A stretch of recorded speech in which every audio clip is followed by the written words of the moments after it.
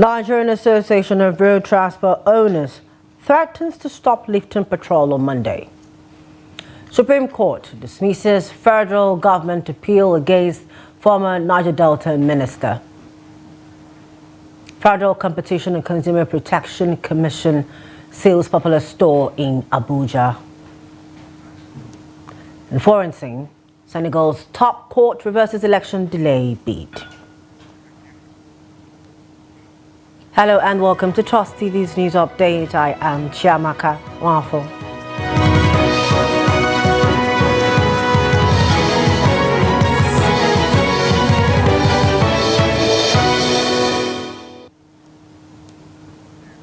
Thanks for joining us. Now the news. Nigeria may witness another round of fuel scarcity as the Nigerian Association of Road Transport Owners on Thursday vowed to stop lifting petroleum products beginning from next week Monday due to the high cost of operations. NORTO members have repeatedly raised concern over the high cost of diesel required to power their trucks for the transportation of petroleum products across the country. Oil marketers said that diesel prices between 1,250 naira to 1,400 naira per litre, depending on the area of purchase. NORTO's president, Yusuf Uthman, said in a statement on Thursday in Abuja that members of the association would park their trucks from Monday. Uthman said NORTO members have been operating at a loss and it was no longer sustainable for them to endure the losses.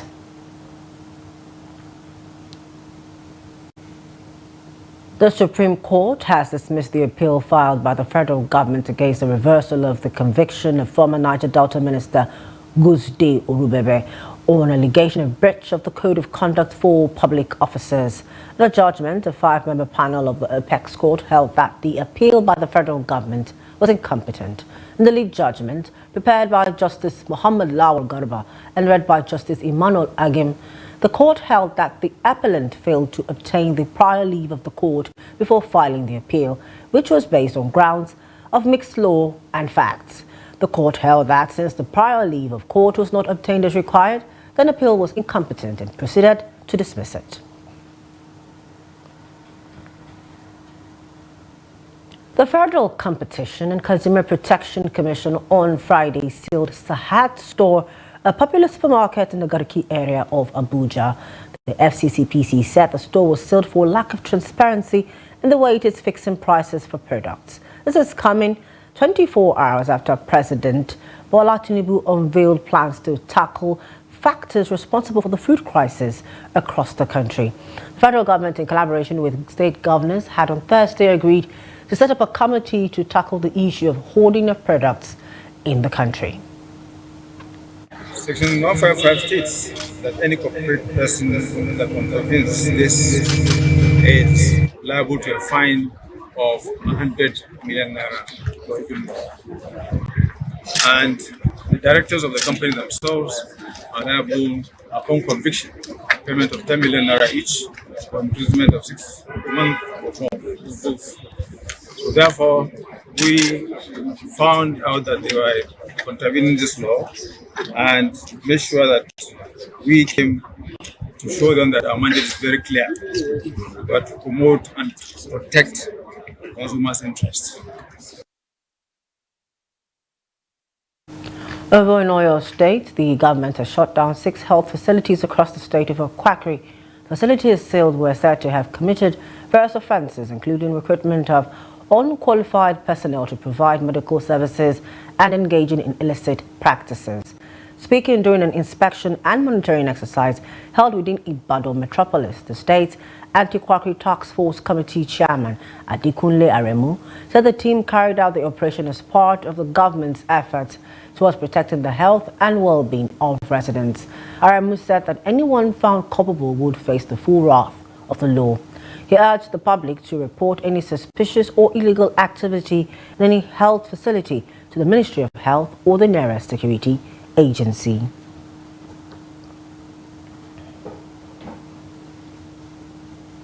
The Corporate Affairs Commission, CAC, has responded to allegations and the Commission's latest move to register all small businesses across the country may be employed to regulate social media. The allegations followed Monday's announcement by the Registrar General of CAC, Hussaini Magaji, that all unregistered small businesses must be regularized, with content creators not exempted. Chamuda Beng tells us more. The Corporate Affairs Commission has responded to allegations that the Commission may be trying to regulate the social media space, as it says that even content creators must be captured in their business regularization program. In response, the Commission quoted Section 814 of the Company in Allied Matters Act 2020, stating that it's in accordance with the law that all individuals who benefit financially from their business or brand must be registered and regularized. Our response on behalf of the Corporate Affairs Commission. Corporate Affairs Commission is a creation of the law, and the law is Company and Allied Matters Act 2020. That's the extant law now, and particularly Section 814 made it mandatory for any person doing business in his own name, must register with the Corporate Affairs Commission. That is why we are going after. We are emphasizing and calling people to surrender themselves for registration.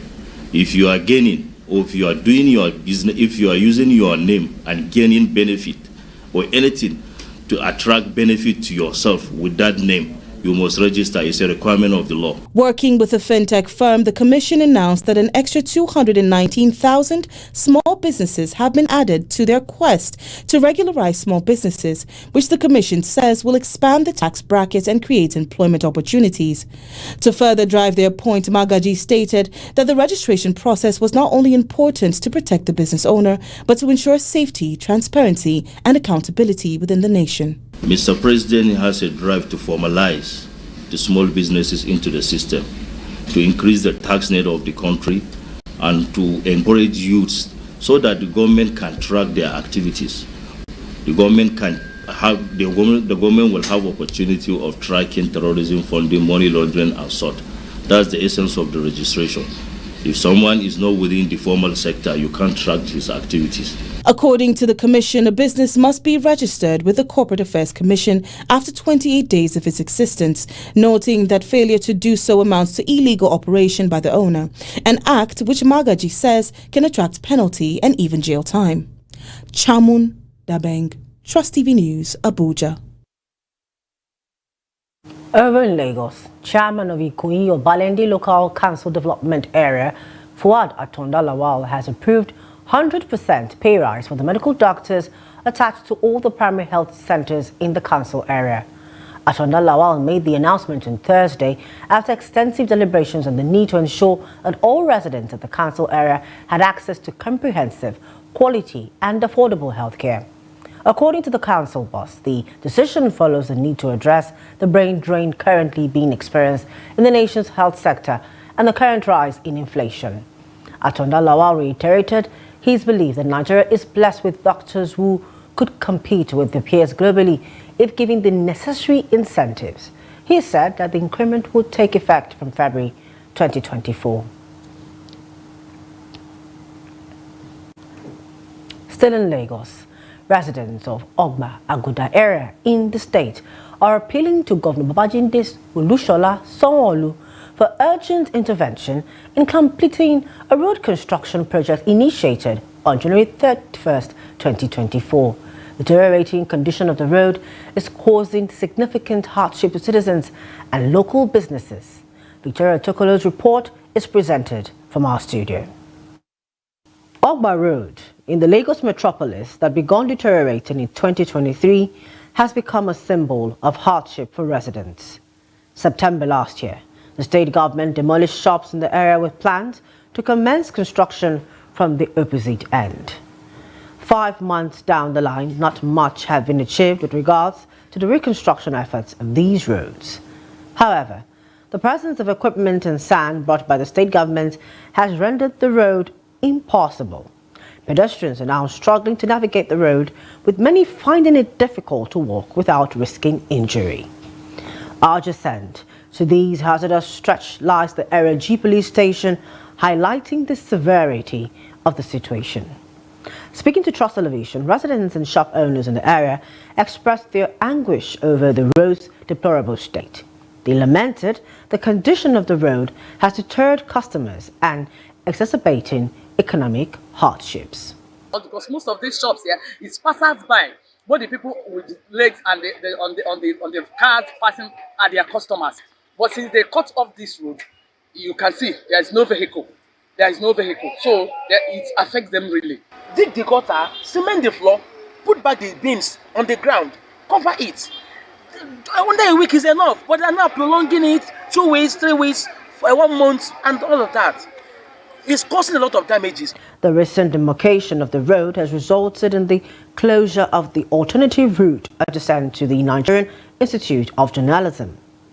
This closure has disrupted the usual flow of traffic, preventing vehicles from traveling directly from Agege and Ikeja to Bega. As a result, motorists are compelled to navigate through longer routes, impacting commuters traveling between Bega and Aguda as well. Transport operators have also voiced their concerns regarding the impact of the road's deteriorating condition on their businesses. We used to cross from here to the other side, to carry passengers, we load there, we come back. And now, we just stay here. We can't cross to the other side. And once we go to the other road, we go and enter and park passengers. They used to arrest us there. Almost a week now, they have no way of control the road again. They have left the road alone. This road will pass more than 3 years before they will do it. Because they want to use this place as their own money. They are not working for the people of this Nigerian as a citizen. They are working for inside their own pockets. Residents of Lagos are optimistic that the completion of the road reconstruction will not only save time and energy, but also stimulate business growth. The president of the Lutheran World Federation, Archbishop Musa Panti, has emphasized the urgency for proactive citizenry amidst Nigeria's current economic crisis, insecurity, and escalating cost of living. Speaking at an entrepreneurship training for youths and women in Adamawa State, Archbishop Panti stressed the necessity for citizens to actively engage in initiatives to combat unemployment. Highlighting the limitations of government efforts in addressing the growing job market, Archbishop Panti underscored the role of the church in providing avenues for skill development and economic empowerment. Economic crisis, insecurity, and rising living costs that we experience, especially in our country, Nigeria, today, demands that we become proactive and not idle. Many graduates have stayed at home, some even close to 10 years, without finding a job. So we have to change our mentality that we have to find the jobs. This is the news update on Trust TV. Up ahead. Gombe residents accuse traders, elites, of hoarding food commodities, resulting in inflation. More news when we return. Kindly please stay with us. Welcome back. Thanks for staying with us. And if you're just joining us, this is news update on Trust Television. A recap of our top stories. Nigerian Association of Road Transport Owners threatens to stop lifting petrol on Monday. Supreme Court dismisses federal government appeal against former Niger Delta minister. Moving on. The Military Pensions Board on Thursday inaugurated its electronic verification system to ensure that all pensionable retirees, both home and abroad, who were still alive and eligible for pension, are enrolled. The chairman of the board, Paul Remerson, at a press briefing in Abuja during the launching of the platform tagged Military Pensions Board Electronic Verification Management System, disclosed that 10,800 retirees, consisting of 300 each from the 36 states of the Federation, are to be verified in the pilot phase. Air Vice Marshal Irumeson explained that the platform would promptly remove unqualified or deceased pensioners from the board's payroll. He added that the board had in the past carried out physical verification of pensioners in designated locations across the country.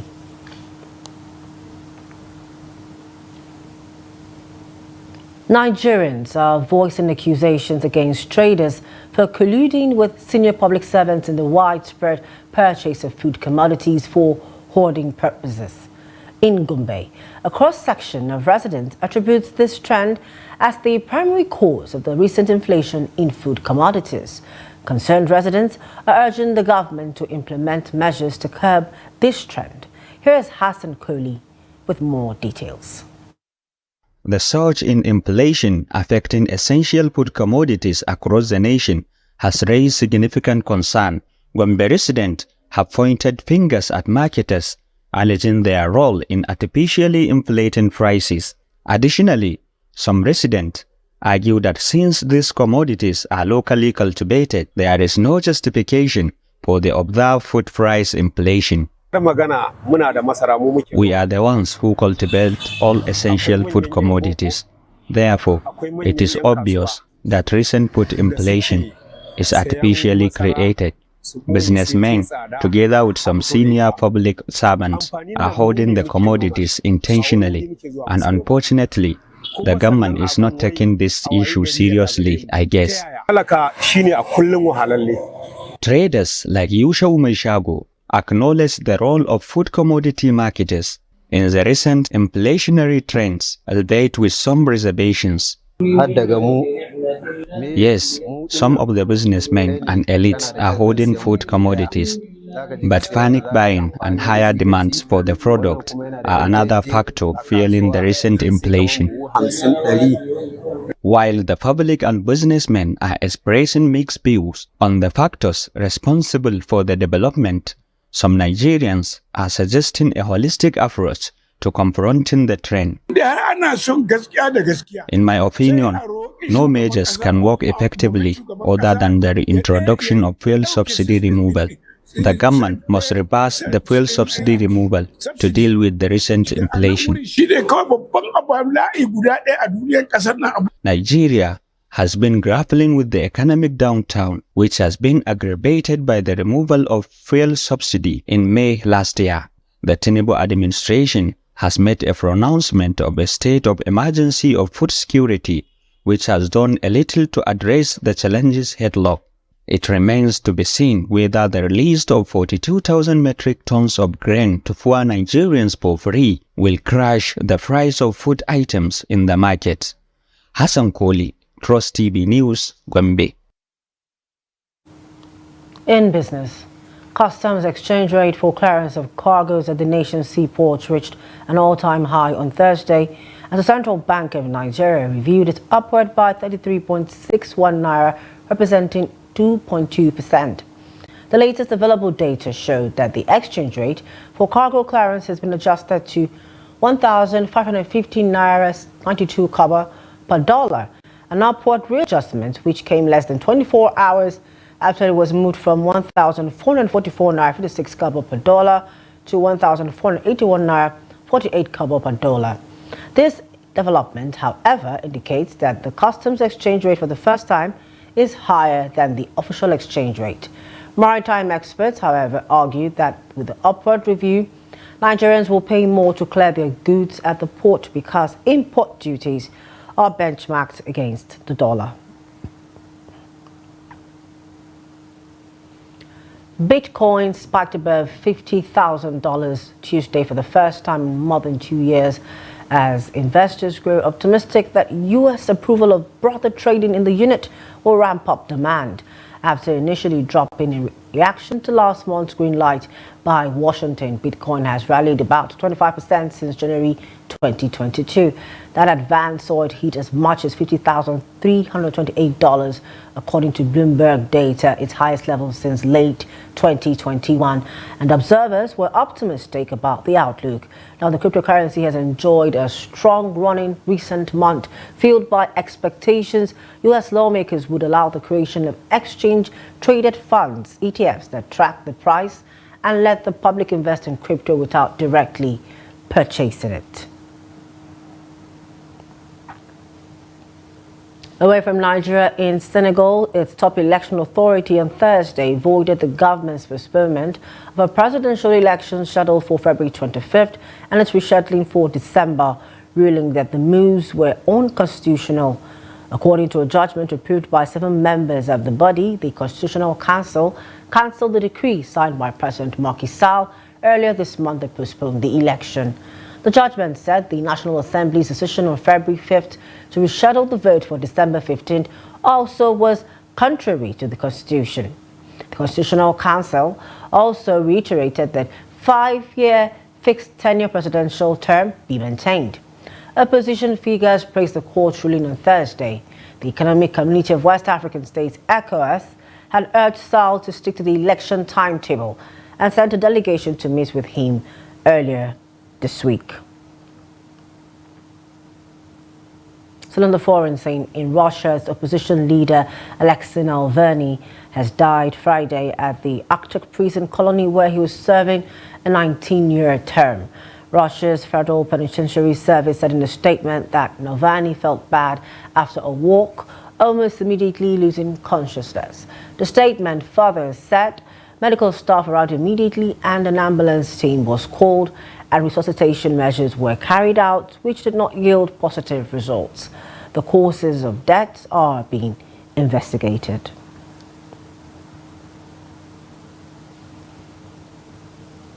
And in sports, France striker Kylian Mbappe has told Paris Saint-Germain he intends to leave the club at the end of the season.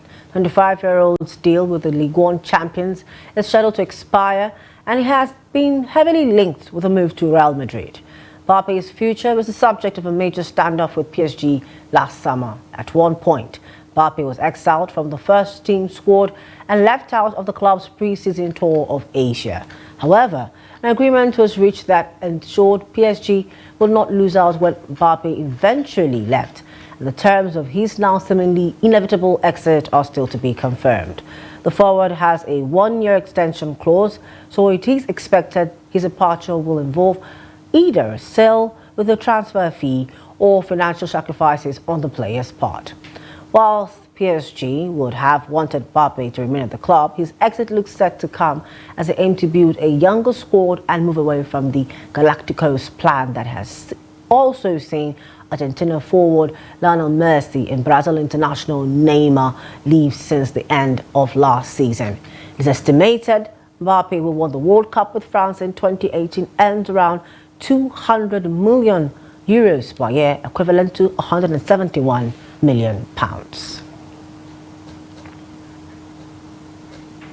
And with that, we've come to the end of the news at this hour. For more news, follow us on our social media platforms for programs, documentaries. I am Chiamaka Nwafo on behalf of the news team. Thank you for watching.